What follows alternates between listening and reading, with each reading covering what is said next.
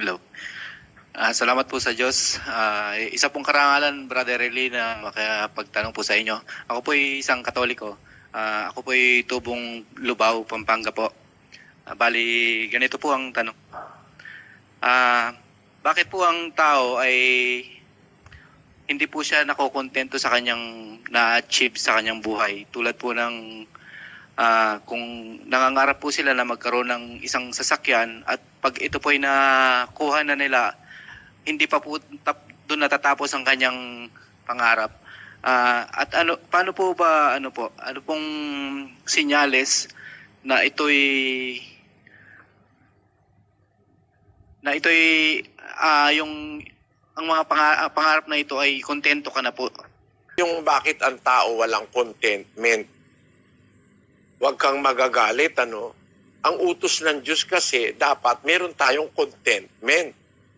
Ang sabi doon sa unang Timoteo, sa 6:8, Ngunit kung tayo'y may pagkain at pananamit, ay masisiyahan na tayo doon. Iyan ang pinaka salita ng Diyos na utos sa atin, mga Kristiyano. Kung tayo may pagkain at pananamit, masisiyahan na tayo doon. Sa English ang pagkakasabi diyan. And having food and raiment, let us be therewith content. Kita mo, utos yun yung maging kontento ka. Meron ka ng pagkain, meron ka ng maiinom, meron ka ng damit, maging kontento ka na. Hindi na nga requisite ng buhay yung meron kang sasakyan no? Ano na lang yan parang naging norms na lang sa ating panahon. Na ang tao gusto may sasakyan. Nung ako walang sasakyan, nakakapangaral ako nun. Naglalakad ako. Bayang-baya inililibot ng pangangaral ni Jesus. Isang tanghali na pagod, nagpahinga at lumuklok doon sa balon ni Jacob. Kita mo? Kristo nangangaral Ako nang ganyan ang ginawa ko noong una Nangangaral ako, naglalakad ako ng 9 na kilometro papunta, 9 na kilometro pabalik. 6 na kilometro papunta, 6 na kilometro pabalik. At nung ako'y bagong nag-aaral ng pagkaministro, isinusugo ako ng kapatid na Perez doon sa Gaya-Gaya at saka sa Sapang Palay sa Bulacan. Noong mga panahon na yon, mga 1960s, no? Doon sa Sapang Palay, pagpapunta ka sa umaga, ang mga jeep na galing sa Pampalay, paluwas naman ng Santa Maria at saka ng Tungkong Mangga. Umaga yung destino ko, wala akong maabangang jeep papunta sa Pampalay kasi yung mga jeep nasa Sapampalay, luluwas pa lang sa Santa Maria, Bulacan, luluwas ng Bukawi, luluwas ng Tungkong Mangga. Kaya ang gagawin ko, maglalakad ako papunta doon sa Sapampalay. Pag pauwi naman ako sa hapon, yung mga jeep ng Sapampalay, pauwi naman sa Sapampalay. Paluwas naman ako. Kaya magkakontra kami ng jeep Kaya naglalakad ako. Ganon ang naranasan ko. Ako naman, awa ng Diyos, nabuhay naman ako noon. Kontento naman ako. Kasi minsan kasi talagang nagmamadali ako. Ginawa ko, umarkila ako ng taxi. Tapos nung kasi panahon na yun, meron akong restaurant. Kumikita naman ako. Bago ako kasi naging ministro, kumikita naman ako talaga nangyari, umarkila ako ng taxi. Pinaghintay ko para wag akong maglakad.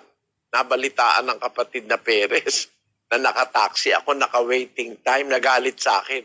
Ano ba ang gagawin mong halimbawa sa mga kapatid? Ministro ka, hindi ka nagtitiis.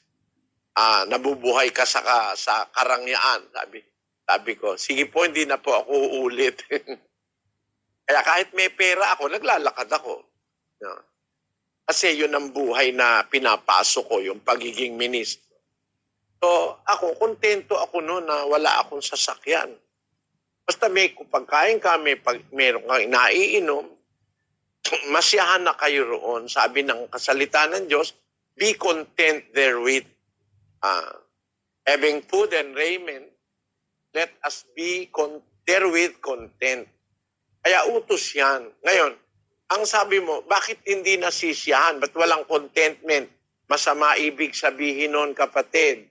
Basahin natin ang 5 Gs ng Ecclesiastes.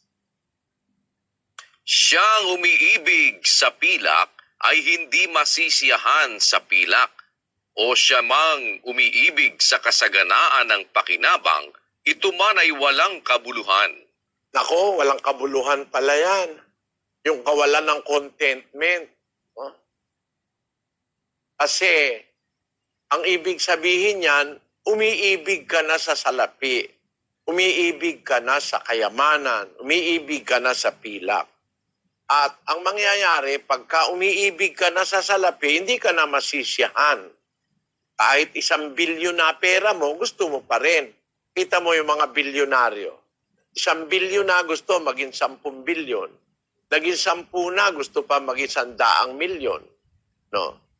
Lahat ng pera nasa kanila na. Kaya sa mundo ngayon, dahil sa ang mga tao ngayon walang contentment. Ang buong mundo ngayon, ang kalahati ng buong mundo, ang may-ari, kayamanan ng mundo, halos lang, 10 pamilya lang ang may-ari. Tayo ay 8 bilyon tao meron sa mundo. 8 bilyon tao.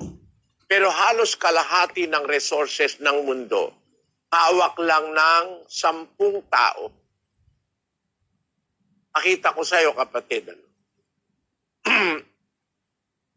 Pakibasa mo, kapatid na Daniel.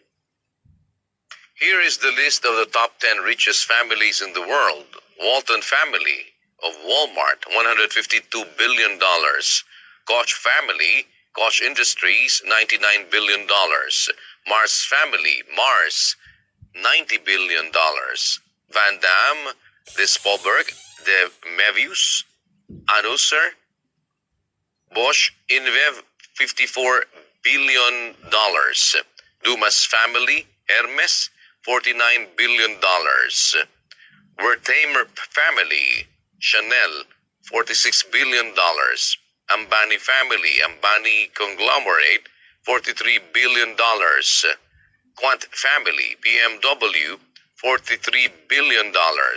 Cargill Macmillan family, Cargill, $42 billion. Boehringer von Bombasch, Boehringer Ingelheim, Parma, $42 billion. Yan. Sa Pilipinas, 15 pamilya ang may-ari halos ng buong Pilipinas. No?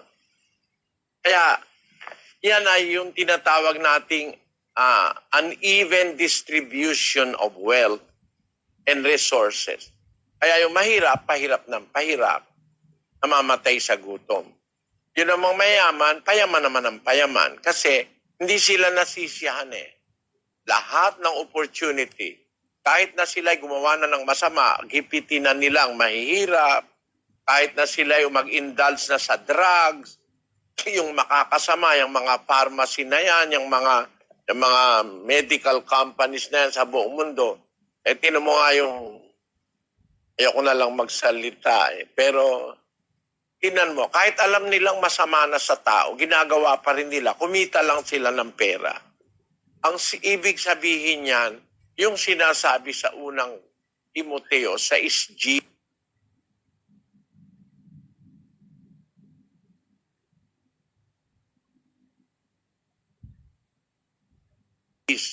pakinggan mo, kapatid.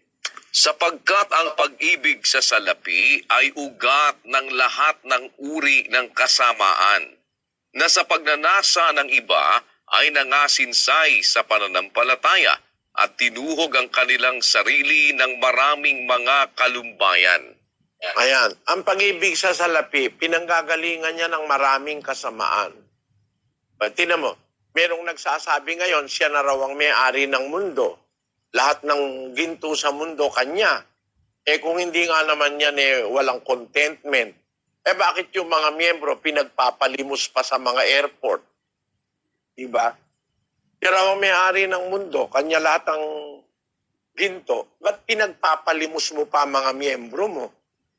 Tapos yung amin namang mga miyembro, matanda na, sabi, pagpahingahin nyo na yung mga miyembro nyo sa choir.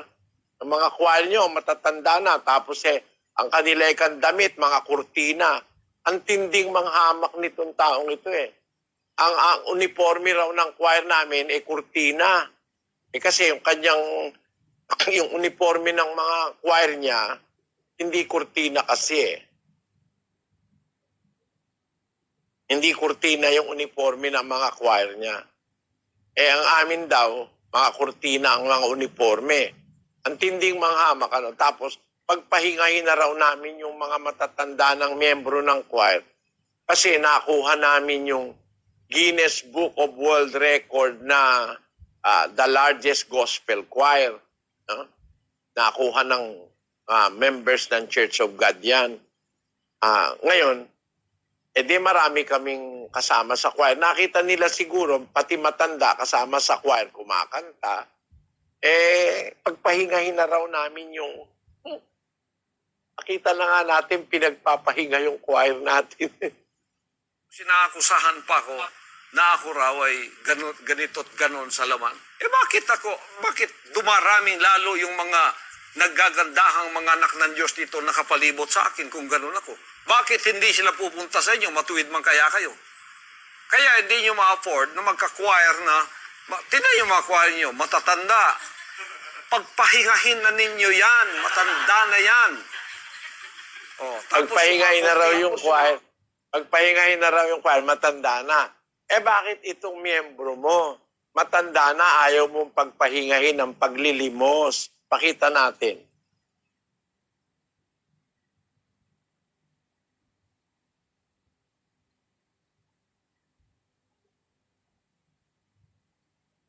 Namimilit na ayaw nang bigyan ginaganon pa rin yung kanyang lalagyan matanda na rin ito, biro mo. Papadala mo kung saan-saan bansa, tapos papaglimusin mo. Matanda na. Yung iba nahuhuli rin Nahuli pa nga sa Thailand ang tag naman, Brad Mill. Hindi yan, yung sa Australia na. Dapat siguro magtrabaho ka, kapatid na Mel. Foundation. I'm sorry? Children's Day Foundation. I'm sorry? Foundation. Children's Day Foundation.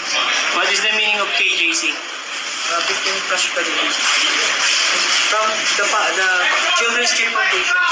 No, KJC is what? It's under the Kingdom of Jesus Christ for Children's So Day. you are from Mr. Kibuloy, Pastor Kibuloy, yeah?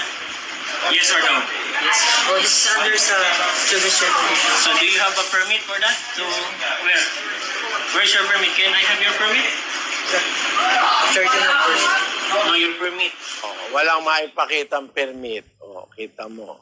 Walang maipakitang permit. Matanda na, pinagpapalimos pa. Kaya unfair na maniniwala tayo agad sa mga sinasabi ng mga iba, yung mga atake sa atin. At yun daw ating mga choir, kurtina raw yung kurtina. Yung kurtina raw ginawa. Masyadong manghamak sa kapwa. Ikaw pala ang may-ari ng mundo. Iyon na lahat ng ginto. Bakit nagpapalimos pa yung mga miyembro mo? Hindi ka pa ba kontento? Ayan, meron talagang mga mangangaral hindi kontento sa pilak o sa kayamanan. Basahin natin ang 56:11 ni Isaias. Pakinggan mo, kapatid. Oo, ang mga aso ay matatakaw, sila'y kailanman ay walang kabusugan, at ang mga ito ay mga pastor na hindi nakakaunawa. Sila'y nagsilikong lahat sa kanilang sariling daan na mula sa lahat ng dako, bawat isa'y sa kanyang pakinabang. Meron palang mga aso, matatakaw, ibang klaseng katakawan itong mga asong ito. Sila'y kailanmay walang kabusugan. Hindi talaga makukontent ito. Ang mga ito, pastor na hindi nakakaunawa. Nagsiliko sila sa kanilang sariling mga daan, bawat isa sa kanyang pakinabang. Kaya walang contentment dahil sa pakinabang. Yon. Meron talagang ganon, kapatid. Pero masama ang ibig sabihin sa Biblia na ang isang tao walang contentment. Ako masasabi ko, sa aking kaliitan, meron akong contentment. Pero mga kapatid, gusto, sabi, sana kahit helicopter, Bradley, bumili tayo. Sabi ko, wag, ayoko. Sabi naman nung isang, kapatid na Eli, bili tayo ng eroplano para mabilis ang biyahe mo kasi nakaabang ako sa airport. Minsan, 6 na oras ako sa airport. Minsan, 8 oras yung connecting flight para mangaral ako. No? Sabi ko, ayoko na ko, napakamahal ng eroplano. Kaysa ibili ko ng eroplano, pakain ko na lang sa mga kapatid na mahihirap. Kaya kami, meron kaming mga charitable, meron kaming libreng eskwela, walang bayad sa eskwela ng Iglesia ng Diyos, kapatid. Meron tayong mga libreng, lahat ng mga services. Meron tayong orphanages para sa mga ulila, sa mga babaeng bao. Meron tayong home, infant home. Yun. Kung bibili ako eroplano, hindi ko magagawa na yung mga tao na yan ay malingap. Pero libo-libo silang nalilingap dahil sa walang eroplano, si Brother Eli. I am content to be riding on a commercial plane kasi okay lang kahit matagal akong nag-aabang sa airport. Meron naman tayong home for the aged, meron tayong home for infants, meron tayong orphanages, meron tayong transient home, meron tayong libreng eskwela. Compare mo sa ibang iglesia. May libre tayong diagnostic center, mga clinic, mga libreng mga medical mission. Lahat ng yan ginagawa natin kasi kontento na ako kahit wala akong eroplano, kahit wala akong helicopter, kahit wala akong lancha. Dito sa Brazil, magandang transportation yung lancha kasi matraffic dito . Pagdadaan ka sa dagat, mas mabilis. Mas masarap pa sa katawan. Pero ako ayoko. Hindi ako bumibili ng ganun. Para mas gusto ko na kontento na ako. Parang si Pablo, makakain lang siya at makain may damit lang. Kontento na si Pablo . Sabi niya, kung meron tayong pagkain at pananamit, let us be content therewith. Yun ang sabi sa Biblia. Kaya masama ibig sabihin, kapatid, sa isang taong walang contentment. Ngayon, ako naman, meron ako isang sasakyan, talagang gusto ko pa uling magkaroon ng isa. Isa pa uli, tapos isa pa uli. Bakit? Kasi ayoko namang ako lang ang may sasakyan. Yung ating mga workers na nagpapakapagod, gusto ko ring ibili ng sasakyan. Hindi naman para sa akin lahat. Ayun. Masasabi mo sa isang banda, contented ako, pero meron akong aspiration na kung may sasakyan ako, may sasakyan din yung aking mga kasama sa pangangaral ng Ebanghelyo. Kahit isang burok-buk na kotse, at least may nasasakyan. Kasi noong araw, ako talaga naglalakad. Hindi naman pwedeng maglakad dito kasi, halimbawa, yung kapatid nating ministro rito, mangangaral siya doon sa isang lugar, 400 kilometers, 600 kilometers. Pagka nilakad mo yun, 1 linggo na, hindi ka pa nakakarating. Wala ka nang magagawa. Yun. Kaya lang gusto ko pang makabili ng sasakyan. At ngayon nga, meron kaming binabalak pa ng kapatid na Daniel. Nagpapatambak na kami. Gusto kong magpatayo ng mga bahay libre para sa mga kapatid na mahihirap sa iglesia. Yung wala talagang nakatira sa dati, nakatira sila sa kalye, naanib sila, gaya nung isang nakita ko sa kalye, buntis. Inuwi namin sa bahay. Sa amin na nanganak, malaki na ngayon yung anak niya, ewan ko kung may apo na siya. Kinukup-kup namin, kapatid. Doon namin ginagastos ang aming, kasi meron naman akong kita, meron akong mga negosyong naipundar, bata pa ako. Sabi ko nga sa'yo, 12 anyos pa lang ako, 16 anyos meron na akong restaurant eh. Hindi pa ako nagmi-ministro, kumikita na ako. Ayan, nanay ko, bata pa nung itayo ko yung unang restaurant ko eh. 50 anyos lang yata nanay ko dyan noon. Ay, ibig ko sabihin, meron akong contentment. Nakaramdam ako ng contentment. Kagaya ngayon, I'm contented. Meron lang akong kaunting makakain. Meron lang akong konting pambili ng gamot. Kasi meron akong asthma. Okay na sa akin yun. Hindi ko na kailangan ng lancha, eroplano, helicopter, kagaya ng ibang mga pastor. Pinapahirapan yung miyembro para makabili ng eroplano. Dito, kung ang miyembro man tumutulong, ay para sa ikakabuti ng kapwa, hindi para sa akin. I am content with what I have, kapatid. Ang aking ipinupundar ngayon para sa kapwa-tao na, hindi na para sa akin. Kaya rin naman ni kapatid na Daniel. Kaya sana kapatid na Romel, kung halimbawa gusto mo pa uling bumili ng isang kotse, hindi naman para sa iyo na, para na sa iba, hindi naman masama yun. To aspire to help others.